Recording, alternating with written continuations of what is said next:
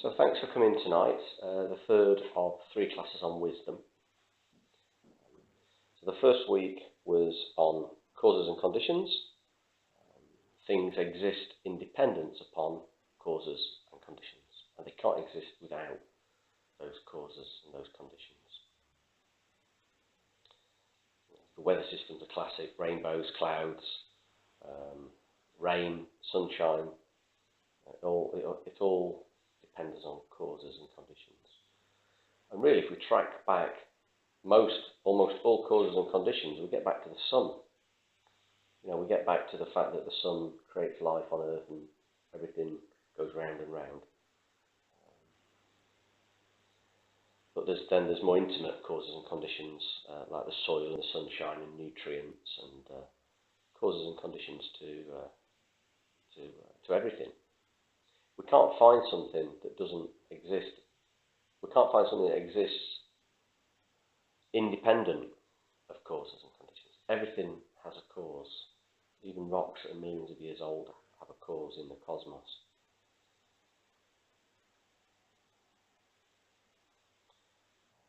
And the second week was on parts. Objects exist in dependence upon their parts. Without their parts, they don't exist. Without the parts of the watch, there is no watch.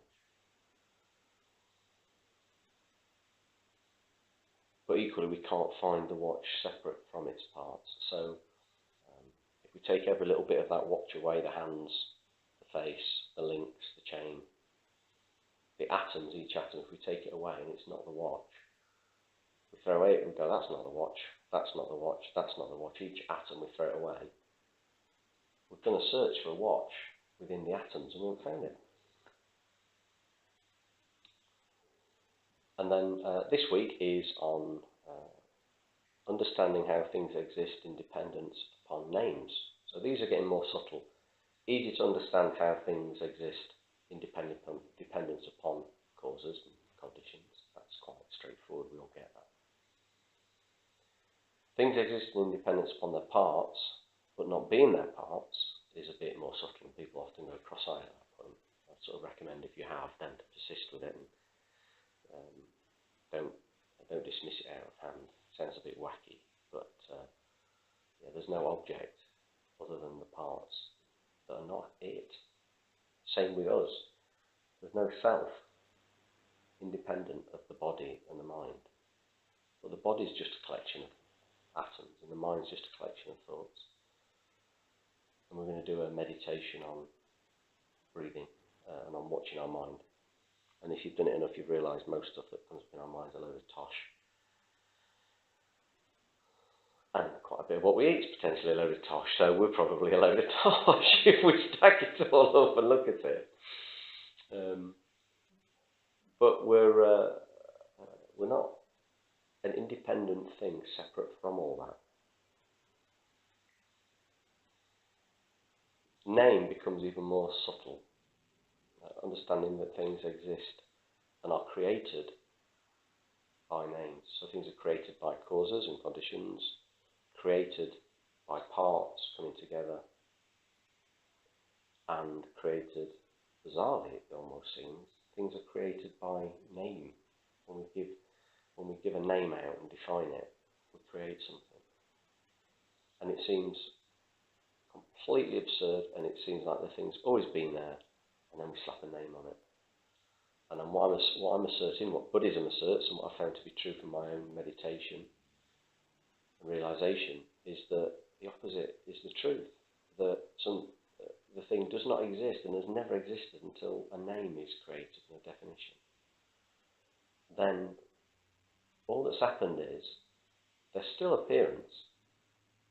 There's still appearance of a watch. It has the name, all these atoms get given the name watch.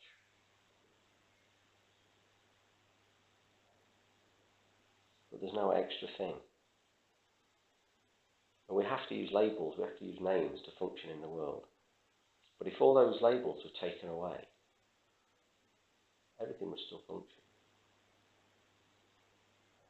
An ant crawling across this table doesn't have labels for all these different things. But it still appears. They still appear to the ant. goodness knows what they appear as, but they appear to the ant.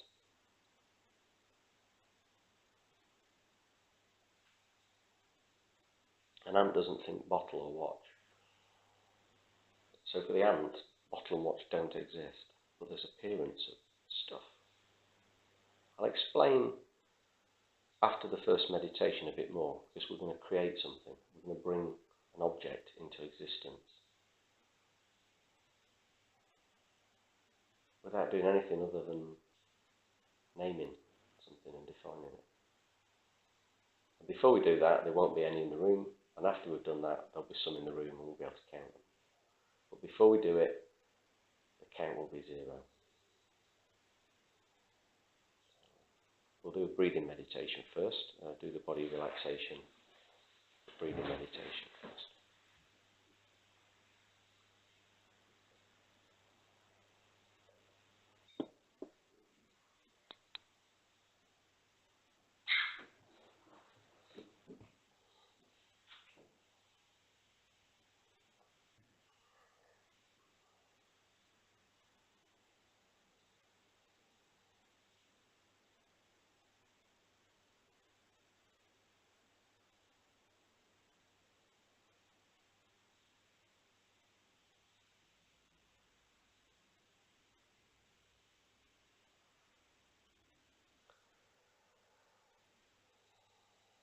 We can start by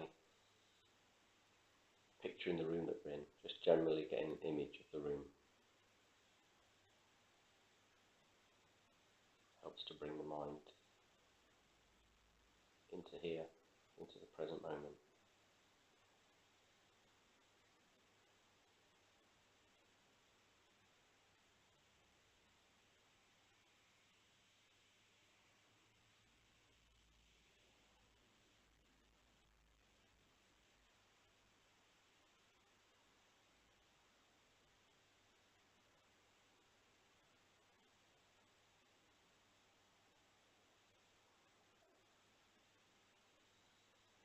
We can bring our awareness to our body. Notice how it's the appearance of a body in this chair. Not 3 bodies, not 0 bodies, but 1 body.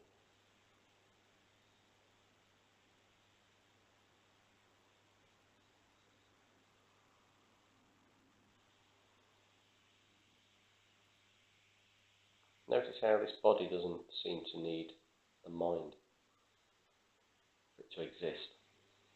It seems to exist independent of the mind.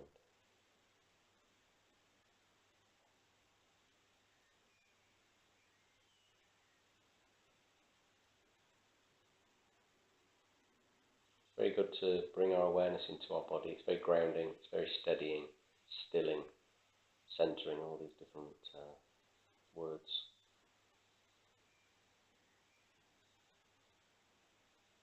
It's good to do this if we're angry or craving or jealous or sad.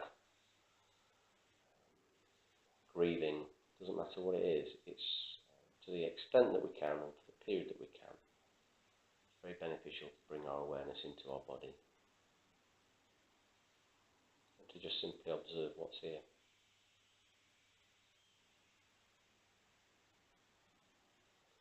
This is a form of spiritual awareness, just seeing what is internally. We can do that now with our mind. Please observe the thoughts that come through the mind. They arise, well, we don't actually know what they arise from, do we? If we're honest, all we know is that they do arise. Can't say what they arise from.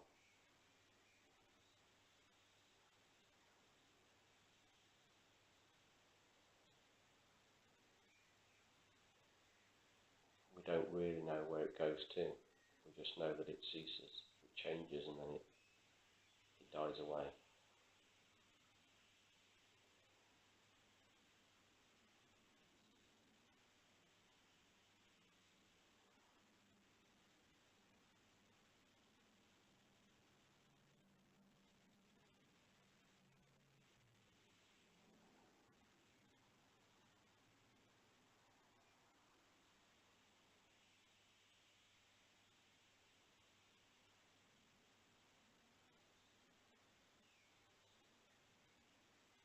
now we bring our awareness back into our body.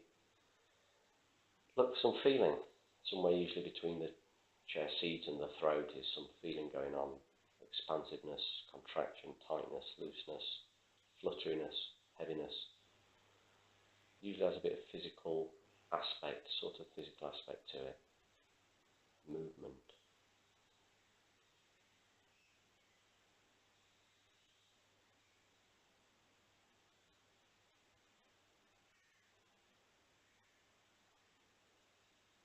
If you notice there's a commentary kicks in when you experience your feelings, like, oh, I shouldn't be having this, or not this again, or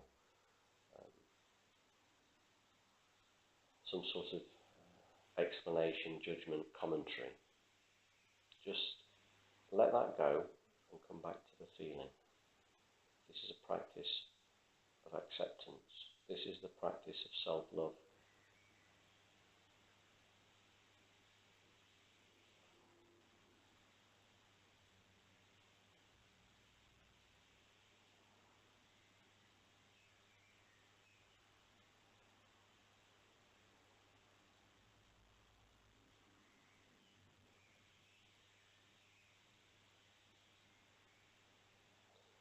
If you don't have feelings available to you, then that's just the fact of this moment. It might not be the fact of next week or last week. It's not right, it's not wrong. It's just what's here and what's not here.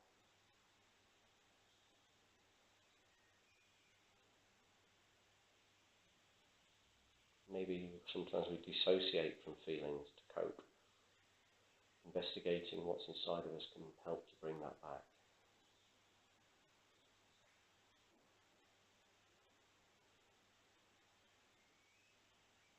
So we've now met with thoughts, feelings and body.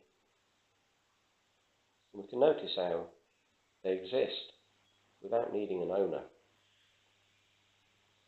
There doesn't need to be a possessor of this body, it's just here. There doesn't need to be a possessor of these thoughts, they just arise. They're just here. There doesn't need to be a possessor of feelings. They're just here. They come, they change, they go. The mind feels impelled to imagine there's an owner of all this stuff, and we call it I.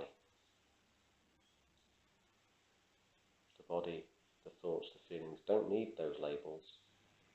If they're there, they're there. If they're not, thoughts, feelings, body, still just go on. A building can be owned by someone or not owned, it's still there. Buildings don't need possessors.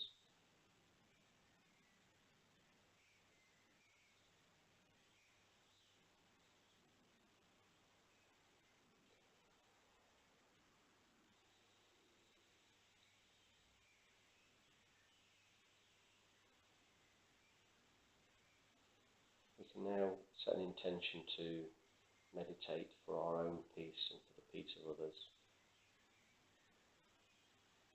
For the peace of ourselves, the stillness, the peace and stillness of those around us and further away. The insects and ants around us,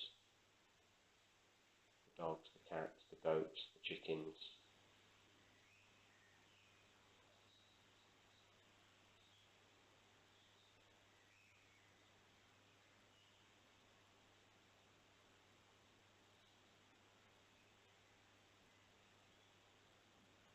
Set a determination to allow this space, this time, to be special, to be a special part of our day, our week, our life, because we generate peace. Well, in reality, we reveal peace.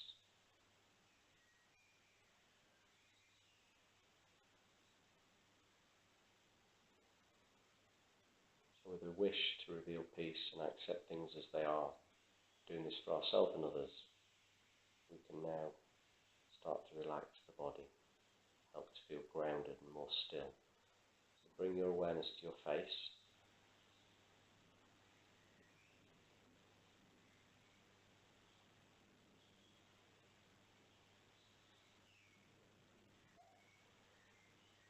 Just like a building doesn't need an owner to just be a building, these face muscles and eyeballs and teeth and lips and brain, jawbone, they don't need an owner to just be.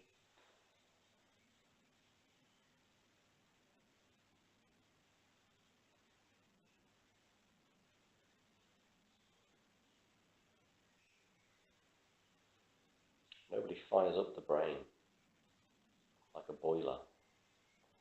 Nobody's flicking switches in the brain. It doesn't need that.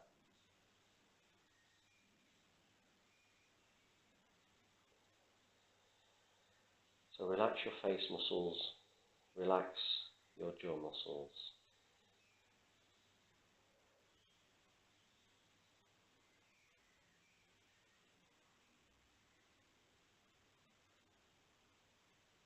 Bring your awareness to your left shoulder.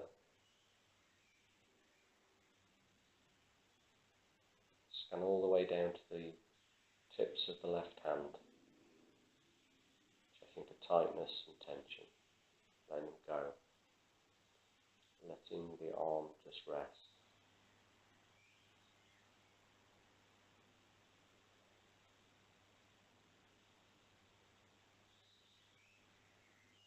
You can do the same with the right arm from the right shoulder. Really be kind to your arms. Check for tightness, check for tension. Let the right arm be scanned all the way through and let it relax.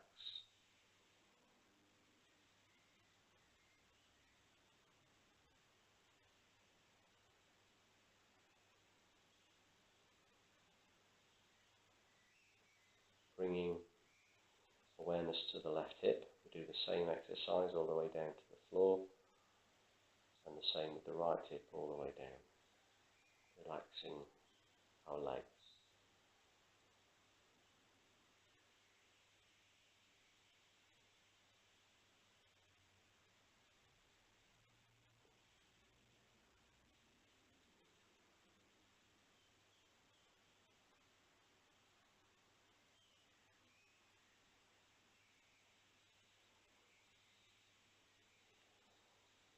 We bring our awareness to our shoulders and our neck, allowing our arms to just rest under their own weight.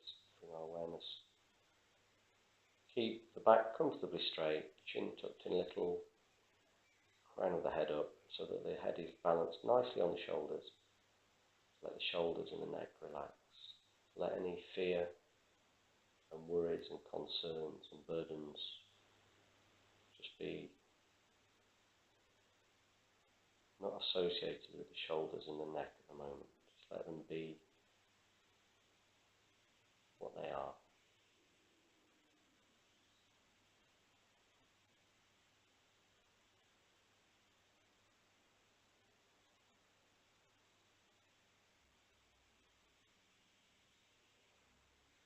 If there is tightness there, tension, it won't go, just accept it. Accepting our body as it is, without judgment, is self-love, self-kindness.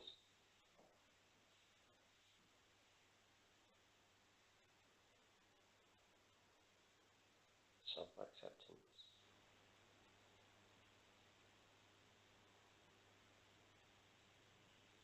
In the middle of all meditation sits self-acceptance.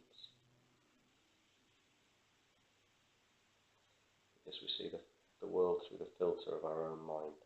Our mind and our body, our feelings are accepted, then the external world naturally appears differently.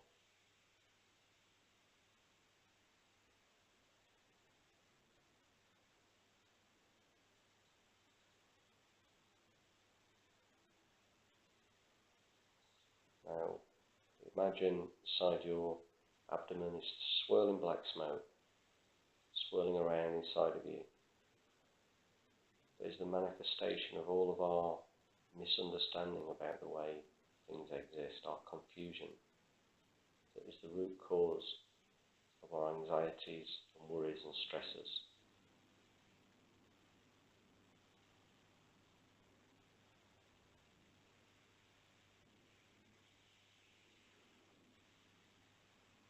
You can imagine our worries and stresses also in there, all bound up in this black smoke. And with 3 nice deep out breaths, we visualise like a child playfully, this black smoke billowing out of the nostrils, swirling around into the distance, leaving us with more and more peace.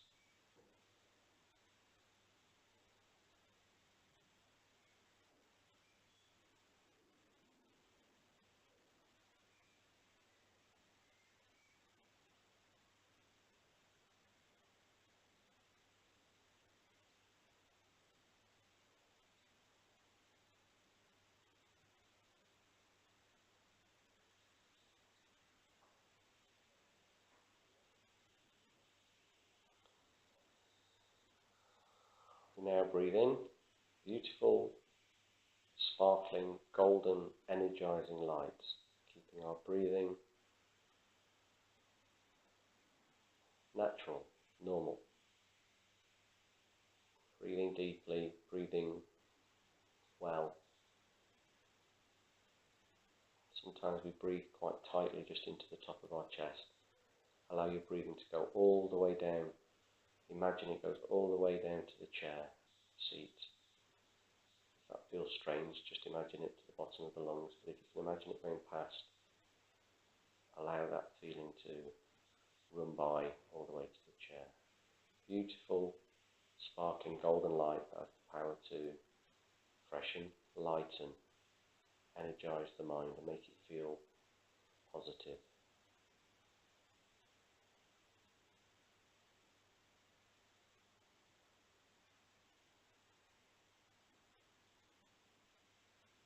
With each in-breath, more and more of this golden light pervades our body and our mind.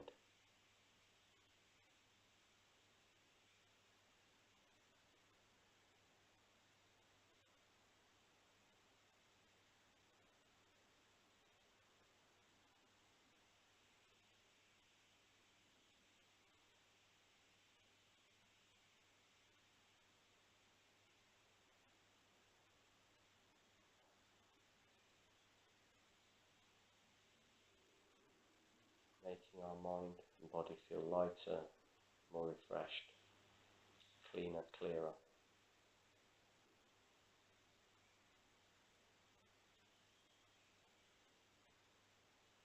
Allows your heart to feel less painful, lighter, more spacious,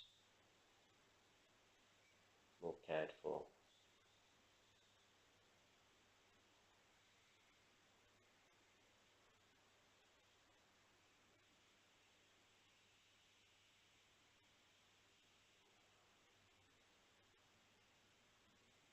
And with the last few in-breaths of beautiful golden light, we visualize all the way from the crown of our head to the tips of our toes, filled with this radiant, bright golden light that has bound within it self-kindness, self-acceptance.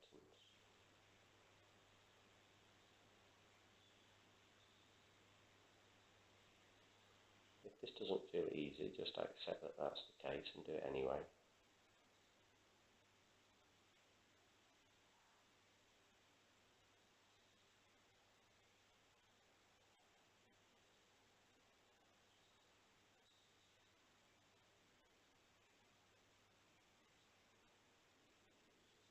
Now we're going to do the breathing meditation. Not forgetting that we're doing this for our own peace, but for the peace of those around us.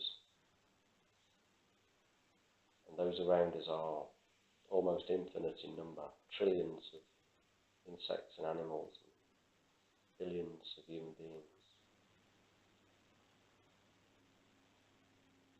So we're doing this for world peace.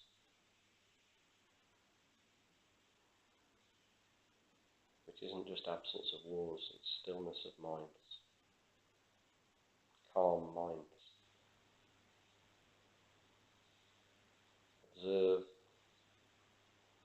this motivation. Breath moving in through the nostrils, down the throat, into the lungs, and back out again.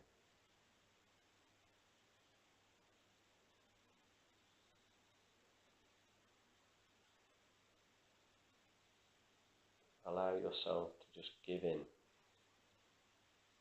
and just breathe.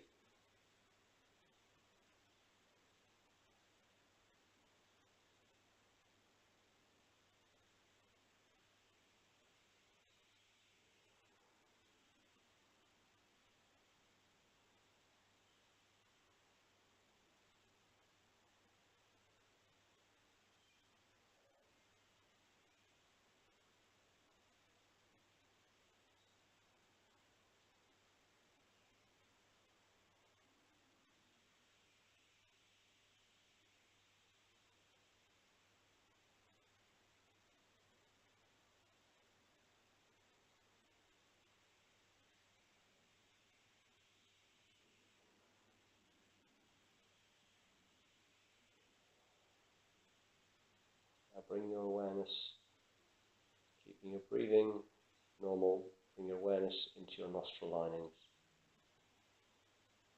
Enjoy the feeling of the coolness in the nostril linings and enjoy the feeling of the warmth in there as you breathe out. Don't strain, don't strive, just gently observe and get completely into this process of the cool and the warm. And when the mind wanders away, it'll bring itself back. All you have to do is re-find the cool and the warm. Doesn't matter how many times, it's not a problem, it's not a fault. Be kind to yourself in the way you meditate.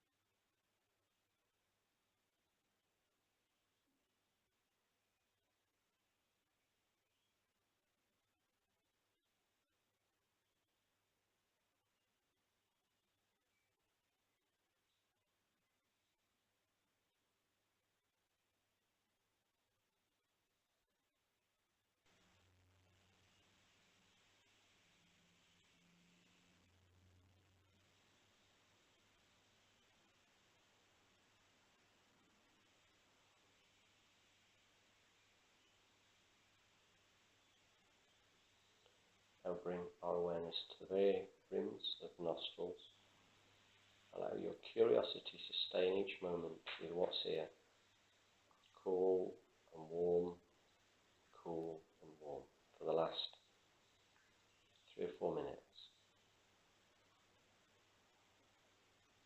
There's no getting anything wrong, being right, shoulds, have-tos. Just giving in to this process. If your mind becomes dull, check your posture, apply a little extra effort. Remain curious of where it's most cool or warm to help.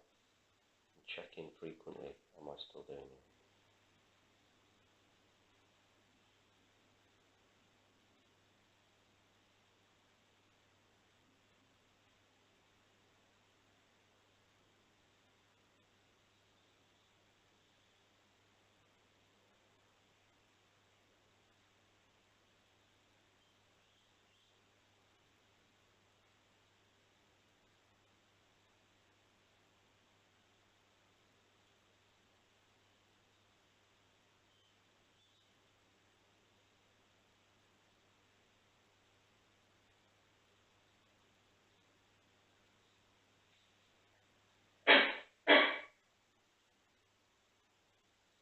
the last couple of minutes, just apply a little extra concentration. Check a little more frequently, am I still doing it? There's 2 more minutes.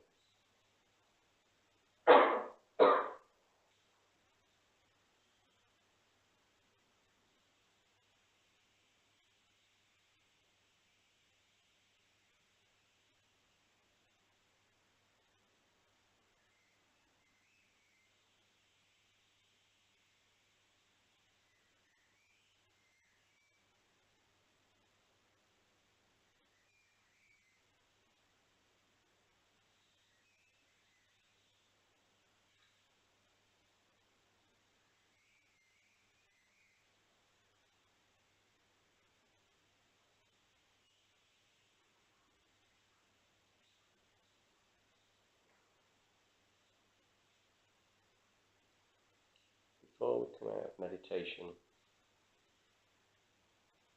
and dedicate this piece to our own welfare, to the welfare of others.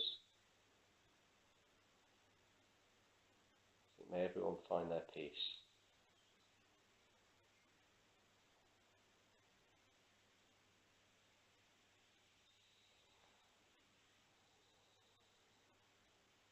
May everyone find their peace quickly so they suffer as little as possible. So that we suffer as little as possible. And finally, just allow yourself to rest. Stay in meditation. Enjoy whatever peace has arisen or revealed itself.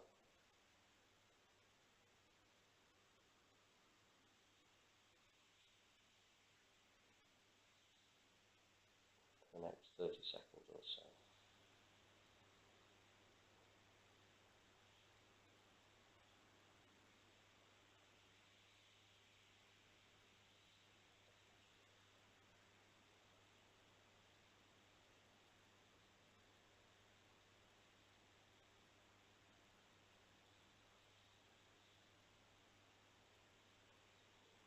Okay, you can stay with your eyes closed if you want to listen, or if you want to allow them to open. Just allow them to open and remain mindful of whatever sense of peace you have so that you can rest in it. Thank you.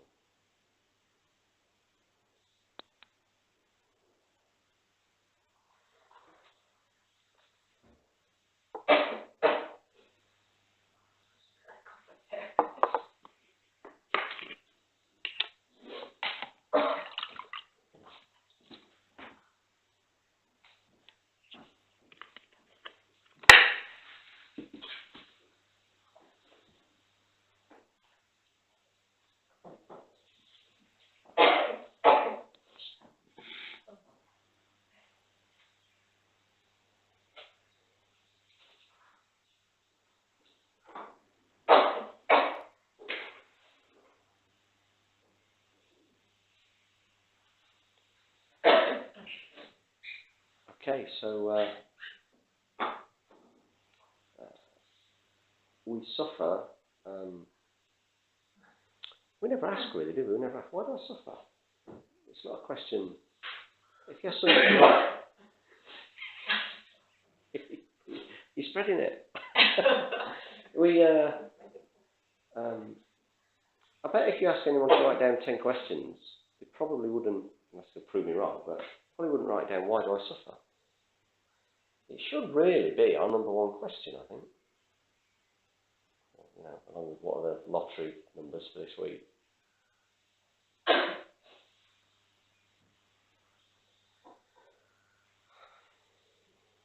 It's almost like we don't want to ask the question because we don't want to acknowledge how much suffering we have, physically, emotionally, mentally. Life is hard. This body isn't going to stick around forever. It's going to get aches and pains and problems and faults. Mentally, sometimes we have sleepless nights, we can't sleep, things rattle around in our heads, things bother us. Somebody just has to say one thing and it can rattle around for a whole day. Somebody has to just not thank us when we let them out at a junction, and they rattle around in our head.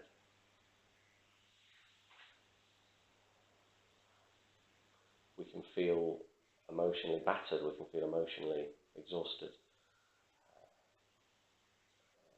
And that can linger, that can almost be like a pervasive background feeling at times.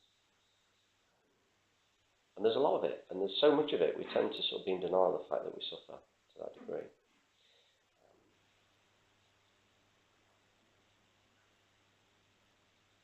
Why do human beings suffer at all? Why? Why don't we just born and go through our life and die and not suffer?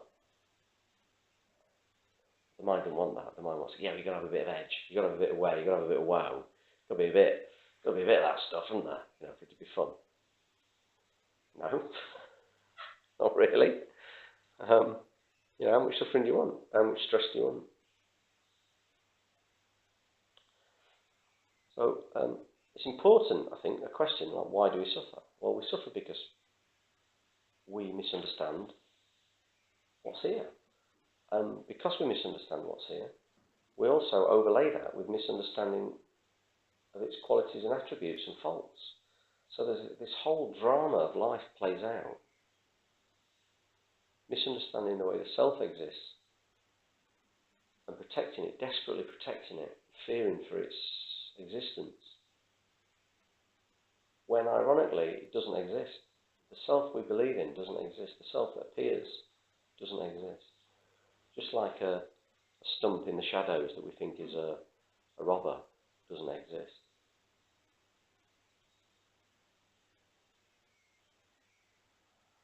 And that doesn't get taught very often, very much, and it doesn't get meditated on very much and contemplated very much. Partly because our mind is just so pervaded with habit of misperceiving, it doesn't really want to do it. But the benefit is peace. The benefit is stillness and peace, and freedom from that mind that perpetually worries and that heart that perpetually hurts.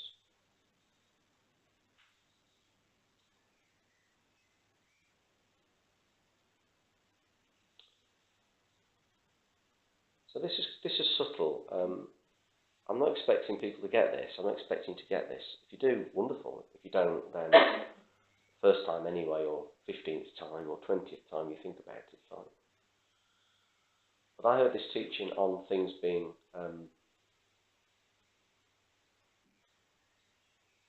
existing, created in dependence upon name. First, I think, in a hall in North London by a Tibetan nun. There must have been 200 or 300 people there. Oh, no one was having it. She was explaining this. No one was having it. No one was having it at all. So I went away and thought about it. And one day I was just in the morning. I hadn't got up out of bed. One of my wife's, it was hairspray or something, so it wouldn't be mine. It would be deodorant or whatever ladies use. Perfume, beautiful things on the end of the bed. And there was a top and a bottom, and it just suddenly occurred to me that there is no object there's two things there, so they can't be, neither of them are the whole thing. Anyway, point is I had this eureka moment, this realisation, and that's how it hits us when it does. But I trusted to think about it a lot over the period since I was in that room full of 300 people going, I'm not having this. I just kept thinking about it. Why would somebody tell me this if it's not true? Why would that be the case if it's in books and people have found it to be true? So we're going to create something. We're going to bring something into existence. So how many bloobs are there in this room? I'll just make this up. How many bloobs are there in this building? How many bloobs? Can't answer it really, can we? Right. I don't know. What's a bloob? So if I asked you to picture a bloob in your head, image what it is, there just wouldn't be any image there. There's a bloob.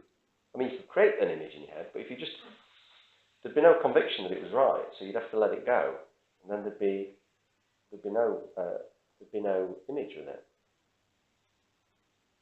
So even in our own heads, we'd have to say, well, there's not even a bloob in my head. There's just the word bloob, which is true. So there's no object just from the name, bloob. But as soon as we define it and we agree it, bloobs come into existence. So I'm going to say that a bloob is a quarter of a room. A quarter of this room is a bloob. How many bloobs are in this room? 4. Oh, you lost. I don't know. Fancy not knowing how many bloobs are in a room. And there's 4 rooms. So I won't lay maths on you at 8:45 at night. So that's 16 bloobs. If somebody else came in and said to you how many bloobs are in this room, who'd heard about bloobs and it had sort of caught on, you'd say, well, there's 4 bloobs in this room. There aren't 3, and there aren't 5, and there aren't none. Because we've come up with this word, bloob, and we've agreed on it, defined it, and there's 4 bloobs in this room. A quarter of a room is a bloob. There aren't no bloobs in the room. We all agree on that definition. There's 4. Just created something.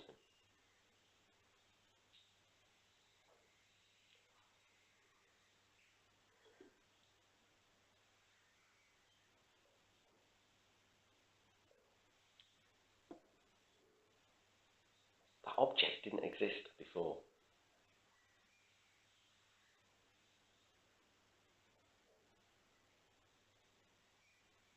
So we're like, yeah, but a quarter of the room was already here, wasn't it?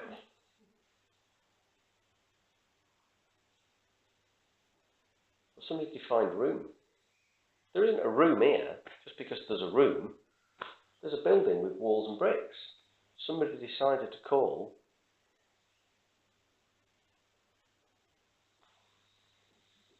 how many walls do you need to make a room?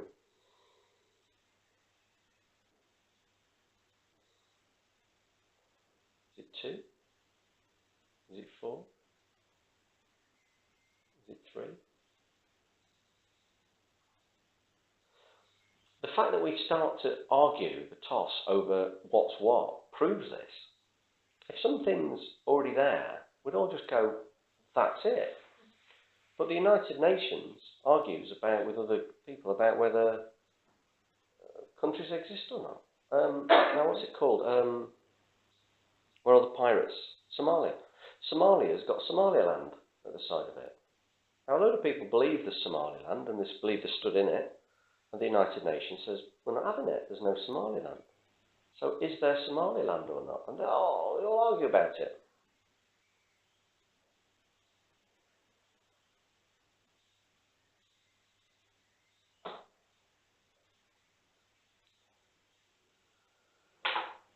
So we've created a bloob, I called it a bloob, a quarter of a room. The one that this nun gave in this hall was, did Pluto exist before the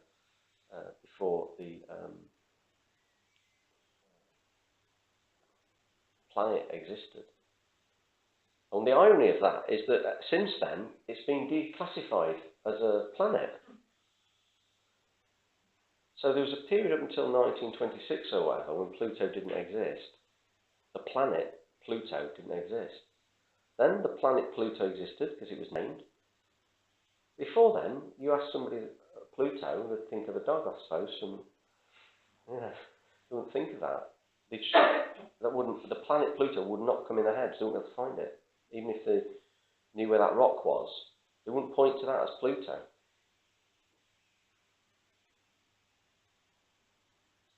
And then for another, however many, 80 odd years, the planet Pluto, everybody went, it's there. And then a group decided they were going to declassify it as not a planet anymore.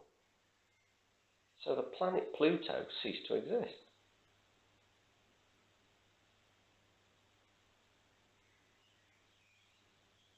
There's, I don't know what you call it now, Big Rock Pluto. And apparently there are millions of other rocks about the size of Pluto, which I didn't know about. No one told me. It was this really simple thing, all these rings with Pluto. Well, there's about, I don't know, millions of rocks the sort of size of Pluto out there. And if you say to somebody how many planets are there in the solar system, or whatever there are, 8, 9, 10, whatever it is. But if we then classify all these other things that are the size of Pluto, as planets. There's millions of planets in the solar system. They're not disappearing and appearing, or are they? Are they appearing and disappearing? This isn't saying there isn't appearance. It's not saying there isn't appearance at all. But the object, the precise objects that we argue about, that we buy, that we fall out over,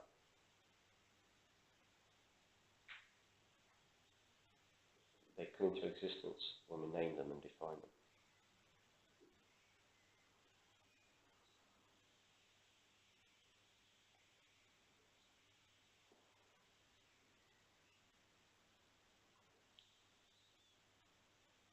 You can do it with a table. A quarter of a table is a flube. If I've encroached on somebody else's definition and object of a flube, if there is a flube, sounds like something that's probably on the telly about 9:30 in the morning. A flube. Quarter of a table. A flube. Should make a flube now. There's 8, 12 flubes. They didn't exist before.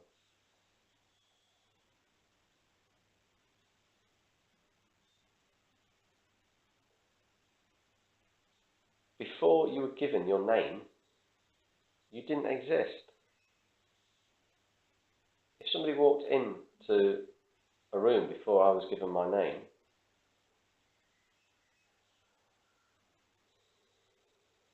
and said, "Where's Paul?" There's no Paul in there. They'd be right, there's no Paul in there. Then my mum and dad give me my name. Same person comes in 10 minutes later and says, "Is Paul in here?" And they go, "Yeah, it's there." I'm not saying there isn't appearance of baby, but the object that we assent is Paul only existed when that definition was agreed upon and given that name. No Paul before that. For the first, took my parents. Some parents take ages over naming babies, don't they? Not right or wrong, it's just each to their own. Took us a little while.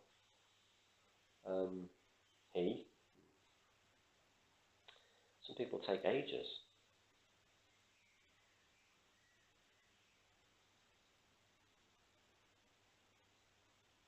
So if I change my name to Dave, by Deepal, or Dave, change my name to Dave, is there two of me? Is there a Paul and a Dave? Has Paul ceased to exist? This happens when monks and nuns become ordained and they get an ordained name. Some weird, wacky name from the East. And a lot of people in the sect or the group love it. Suddenly they're more profound because they've got this name. And then they go home and the parents go, "Sorry, you're still Dave to me. Can't do that. Don't care if you have shaved your head. You're still Dave."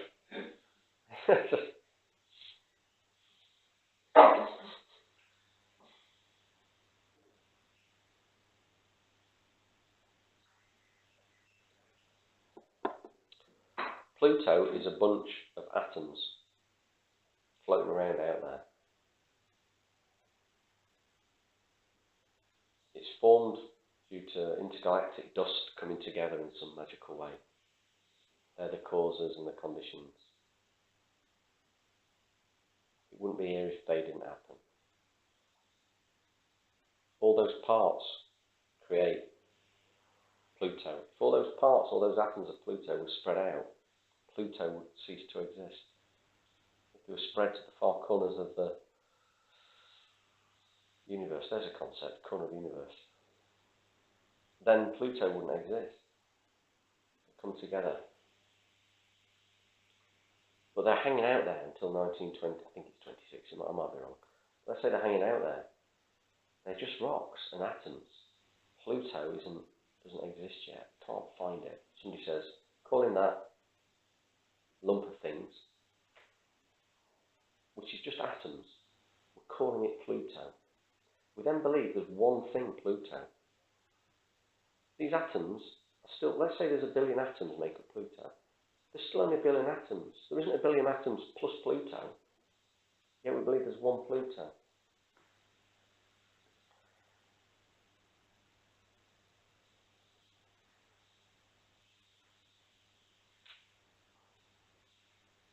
Sounds bonkers, but what's happening is our mind is projecting and believing in a self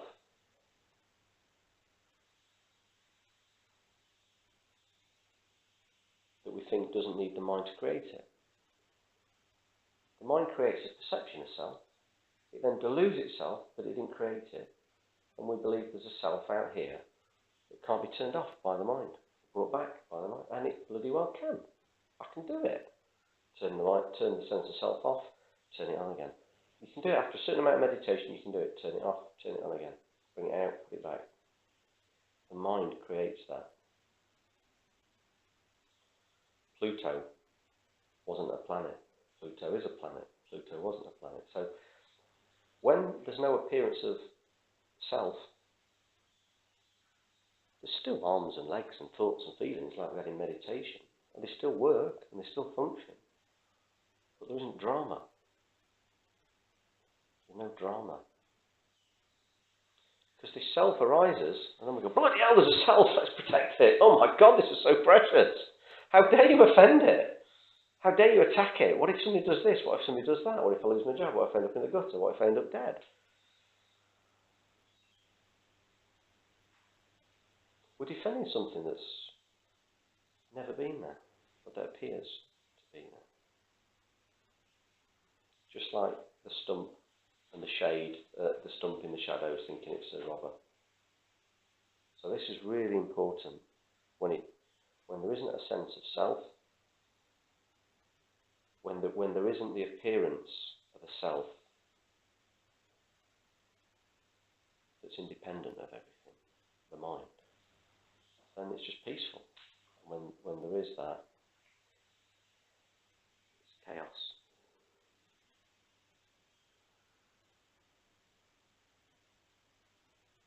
And we see the world through the filter of our mind. So if we're angry, we see faults out there. If we've got love, we think things are beautiful. If we fall in love for the first time, we've never been a more beautiful person, can't bear to be away from them. Look at a newborn baby. Absolutely beautiful, this baby. Everyone else is thinking, not really. Looks like a little, what do they say? Look like a little Winston Churchill or Queen Victoria or whatever. But to us, the most beautiful thing we've ever seen. See it through the filter of our mind of love. Misperceiving the way we exist, we then perceive through the filter of our mind everything else as not dependent upon the mind for its existence. We do the same in dreams. We believe the dream tiger is chasing a dream us, and we panic. It's all been created in our dream. We get that only when we wake up. But then we wake up and this manifests. It's like a dream manifests. This manifests, and we play out the same thing as we did in the dream. We think none of this is to do with our mind. And the panic like we have been chased by the lion starts to happen all over again. I freed a goat today, quite proud of that. Freed a goat. The goat got its head stuck in a fence. And I was quite eagle-eyed as I was driving along, because I just thought I'm going to really enjoy driving past this field and enjoying the cows and the goats. It's really nice. I brought up in the countryside and lived in a city and town. Every day I'm going to enjoy looking at the cows and and feel affectionate love towards the cows and the goats. And this goat was just had its head stuck through a wire fence. That the squares were about 10 centimetres by 10 centimetres, and it its horns through. I couldn't get the thing out. I was wrestling for about 2 or 3 minutes with its chin. I'd stroked it on the nose to try and calm it. I was trying to wrestle with it, trying to get its head back through, and it was making all these sounds. At that point, that goat would have had a really strong sense of self, and probably a sense of get off me, or help me, or whatever. And then these other 2 goats took exception to what was happening and started butting it in the stomach with their horns, going under it and lifting it up in the air. So they had a really strong sense of self, an aversion to the other goat. And I could have very easily got averse to those goats and started sort of picking up a stick and whacking them to try and get them away from this poor goat that was stuck. And we'd have all been playing out a drama. I got the goat out in the end, got its head out. Found a number on the side for the farm and rang him up. Said, one of your goats got hurt, I think. Can you check it out? I've just freed it from the fence. Said, was it the brown one? I said, it was the brown one. There's only one brown one in the field. I said, it was a brown one. So he does it all the time. It's probably there now. I'm going to check it in a bit. But there would be a strong sense of self in that goat. So it's inherent, because we do it so much. We don't have to use the language of self for there to be this, mine. Comes out with me, mine. We get it when we're a student, we have to share digs, don't we? It's sort of like, that was my sausage in the fridge. Didn't have your name on it. Right, we're going to meditate for a few minutes on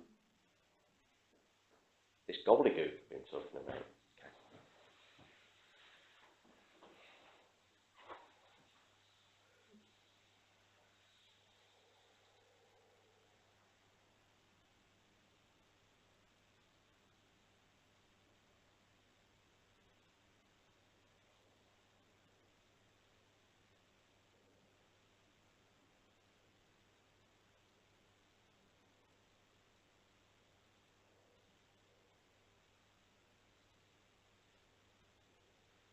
So we can contemplate, and it really is contemplating within the habit of seeing things incorrectly.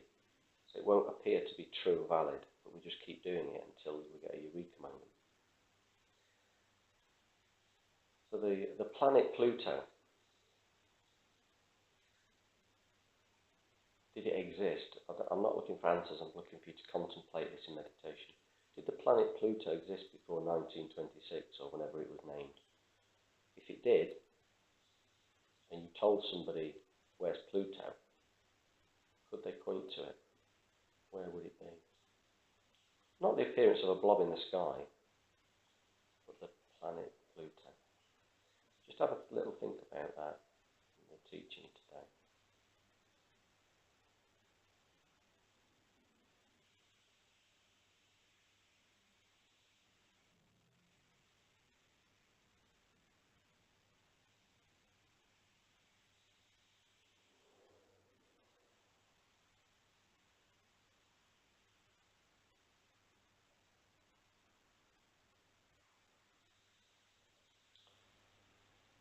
So let's say Pluto has got 1 billion parts to it, 1 billion atoms. It'd be much more, won't it? But let's say there's 1 billion atoms to Pluto. When those billion atoms collected together get given a name, Pluto, we don't generate 1,000,001 items. Yet we think there's in one item, Pluto.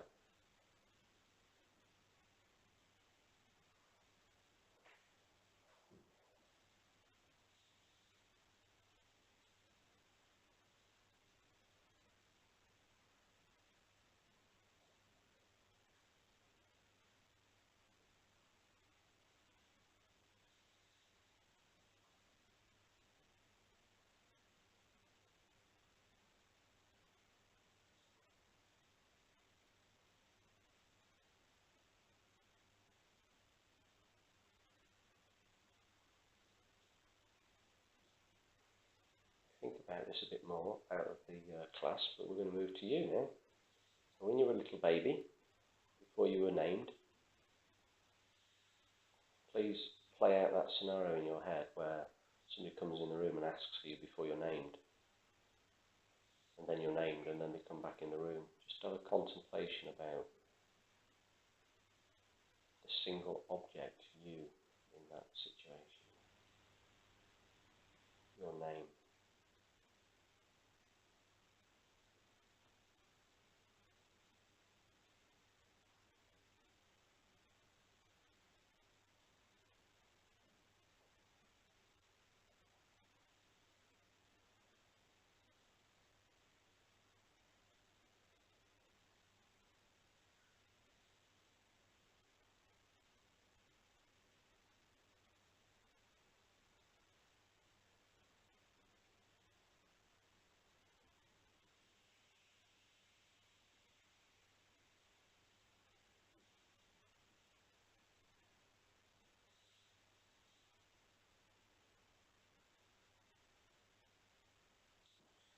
these are concepts. The concept arises. We're sent to a new object there, over and above all the bits that are not the thing, they're just parts, none of them the actual thing.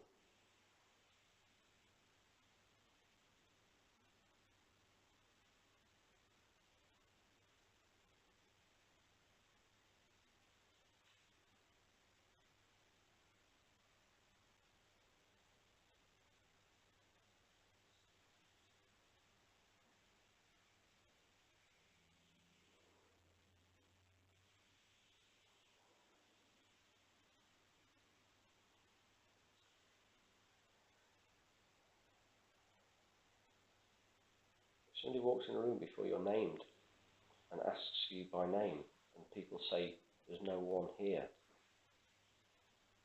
of that name, that person is not here. Are they right or are they wrong?